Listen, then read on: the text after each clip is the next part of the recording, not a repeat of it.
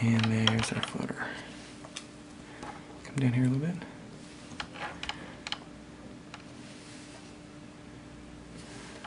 So it's a beauty. It is a Weiss ring. It's not an entire ring. It's more like a C. So we'll call it a Weiss C. But it originally came off the optic nerve and then it kind of condensed a bit. So right where it is right now is where it typically wants to sit, which is where you see it probably, what, 20, 30 degrees off to your left or so, which is probably typical where it sits. And so it's really pretty clear everywhere else. This is just a really well-defined, well-isolated floater. And so I have my red beams focusing on that, kind of jogging that back and forth, and get both of those superimpose upon each other right there. And these things tend to be pretty well suspended in place, at least initially, until you start breaking some of the attachments. So this one really should be called a suspender, not so much a floater. It's a suspender, because it's suspended in position there. And the strategy with this is to kind of chew away at it from the end. So we'll go right to the end, right there. And that just opened it up there. I'm going to watch it dance around here. So sometimes at first it just seems to just kind of dance. Kind of like in those movies where the cowboys are shooting at the other person's feet and they say dance. Well, right now it's just dancing. The nice thing about these is you can see them progressively get smaller as you treat.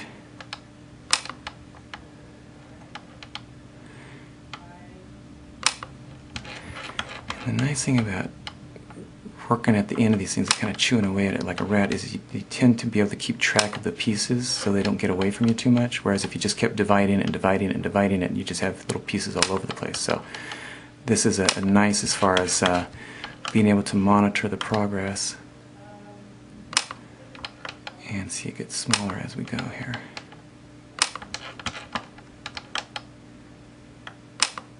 And one of the things that happens with these is the laser energy starts kind of pushing a little bit further back, and I can see the energy is becoming a little weaker. So sometimes what we'll do is, not quite yet, but we'll have you move your eye a bit, and that tends to kind of push it, kind of jog it forward again into a little bit more treatable spot. But right now it's actually pretty good. And there's sort of the head of it right there.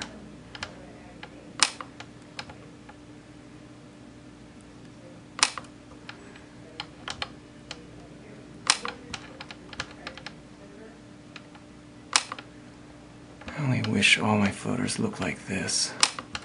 Make my life a lot easier. Okay, let's move this forward again. Let me have you look down. And back straight ahead again.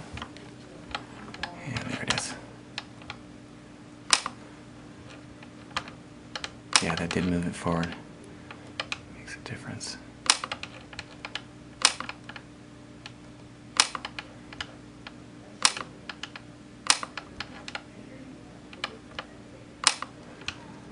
So already it's maybe about half the length it was. It's starting to look a little sloppy, a little more raggedy.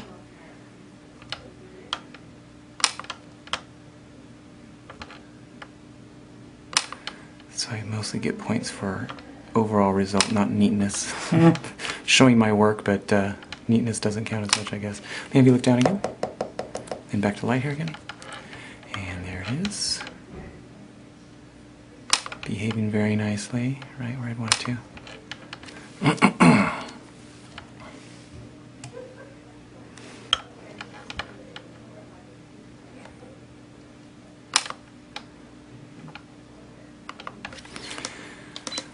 One of the problems with video recording is with the camera setup, I have the microphone is sitting right next to the laser, so these little clicky, snappy things that we're hearing sound like you're blasting a photon cannon or something at it. It's a little daunting. That's already a lot better here. We're doing fine.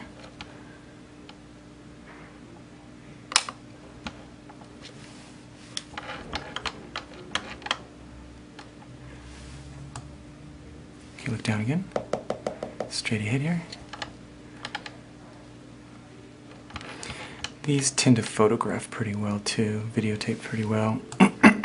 And I mean, you can take care of these things in 10 minutes. You get the bulk of it gone, and So I've had some people who've watched the videos and have not outright accused me, but said, well, you know, how do we know you're not, you know, messing with the video, or that you're not, you know, I don't know, splicing, you know, it's like, God, you know, no good deed goes unpunished sometimes.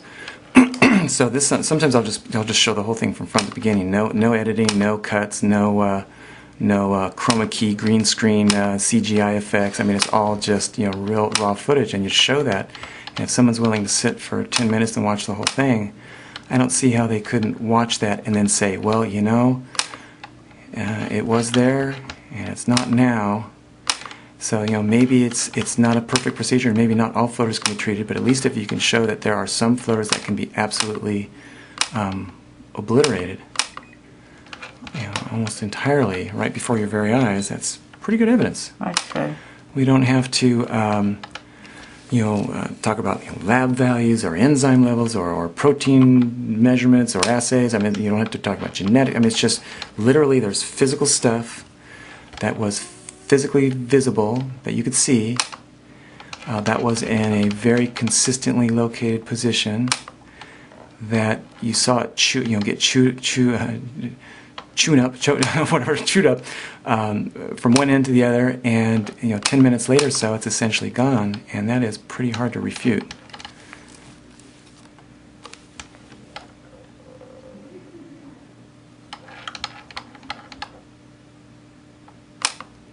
So I'd say at this point we're like 95+% gone. Now I'm just, you know, so I'm not firing as quickly. I'm trying to find pieces now. I'm really having trouble finding stuff. There's a little piece there. So these are little fragments that have kind of scattered off as they kind of broke off, and the energy sort of scattered them off there. It happened so quickly you don't see them. So you just methodically just scan and scan and scan and find what you can, and scan and scan, and eventually you just kind of run out of stuff. Maybe look to your far right this time and straight ahead. So we'll kind of go back to where it was before, bring it down here a little bit. So it was right in this area originally, and other than just some little ghost residual here.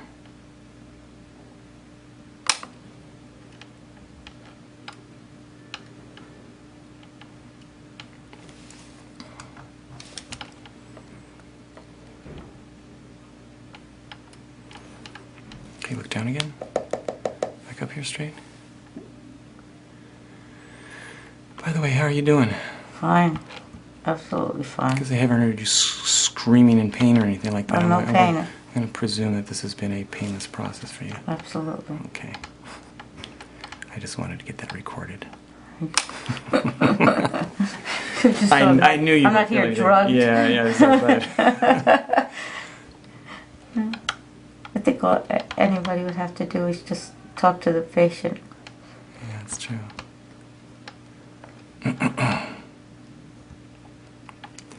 Let's do that again. Look down again and straight ahead here again.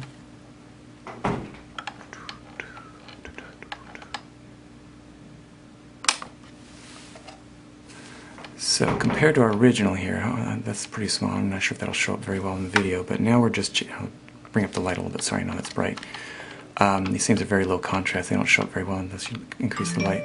So now we're just, I mean, you can tell that these things are really quite microscopic little fragments compared to the original.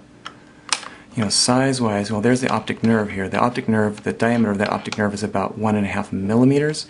And you back off into this space here, and some of these little things are 1/20th of a millimeter. I mean, really very, very small. Many of these small little fragments that I was just chasing after there, many of those are so small they're not even going to cast they're too small to cast a visible shadow. So I just go after them just because I like to have a really, you know, clean end product here. But I think you could leave a lot of that stuff and you wouldn't even see it. Now, if the lighting is just right, I'll try to do this here. This stuff here is, I'm kind of focused on, is a vitreous cortex. It's the outer sheet of the vitreous that has kind of pulled off and folded over on itself, and there's just these little semi-transparent little sheets Generally, I'll leave those alone if I can, because to try to break those, and they don't absorb the energy very well. They tend not to really cast shadows very much, and this is very more towards the front of the eye. So it's visible, and if somebody is watching this video saying, oh, well, what about all that stuff? I choose to leave that stuff alone unless we've decided that it's really bothersome. The key with you is to get the big stuff out of the way and then sort of stand back and say, okay, are you still having any symptoms? Are you still, if you're seeing little specks and dots, then that would be something like this that we just get. If you're seeing more sort of mirage-like sheets, mobile sheets and stuff like that, well, then that might be some of that cortex I was just showing you, and then we decide whether we think it would be worthwhile trying to get that stuff. It typically doesn't respond as well to the laser. So I don't like to open up that Pandora's box so we don't have to. Look way down there, I saw a little speck there. There we go. That was hiding out. Almost looks more like a little calcification there. A little floater. That's kind of far peripheral. It's a little hard to get at there. Bring you up just a little bit there. Okay, right there we go.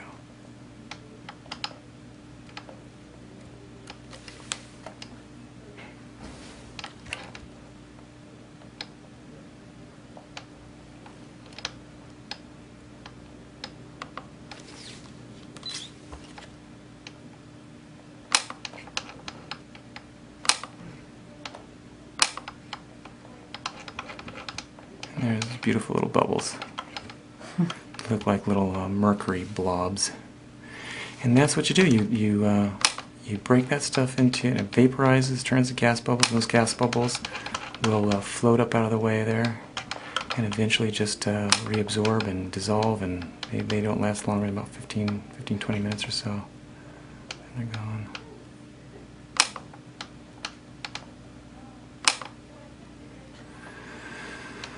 Huh. Well, I'm kind of running out of stuff here. I feel like I should just keep firing away in here to give you your money's worth, but I think I already did. And that floater, like we had discussed earlier, that main big floater there, that is a one-time thing. It is not coming back. It can't come back.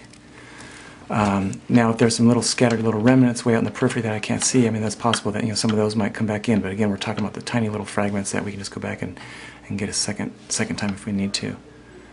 That is, I think, arguably one of the cleanest and quickest treatments. For the best type of floater and best type of treatment I could hope for. So, chewed up, whatever, chewed up, get chewed up, whatever, chewed up.